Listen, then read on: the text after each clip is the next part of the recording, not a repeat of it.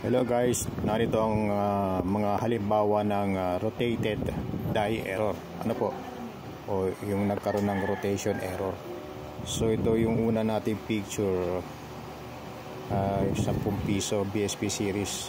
So bumabase tayo sa kanyang likuran, reverse. Yan, makikita ninyo. Yan, sundan ninyo yung arrow. Yan, ibig sabihin gumalaw siya ng clockwise. Ayun po, papuntang kanan. Yan po. Dapat ganyan lagi ang position ng barya pag walang error, pag wala siyang rotation error. Ano po, ayan, kaya nagkaroon ng rotation error. Minsan gumagalaw po yung coin.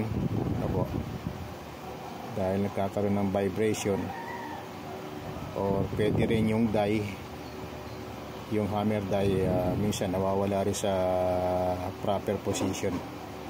Ano po, maraming dahilan. Ano po.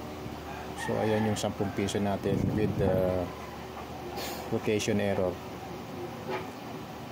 At meron pa dyan, ito naman ay 1 piso BSP series. Ayan, sundan ninyo katulad nung nauna. Ayan. So dapat ganyan lagi ang position ng barya, no? Pag tinitingnan natin ang harap at saka likod. Ayan. So yung coin holder po na nakikita ninyo, yan yung nagsisilbing guide para malaman na meron nga talagang rotation error. So another 1 piso NGC series, yan naman counterclockwise, papunta ng kaliwa. So dapat ganyan,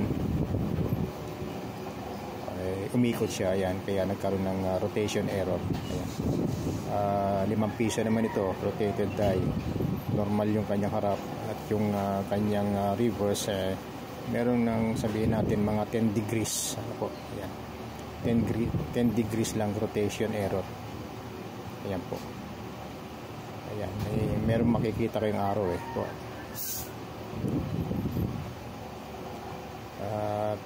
Another 5 piso BSP series, approximately 5 to 10 degrees. Ayan po. So tignan ninyo yung arrow.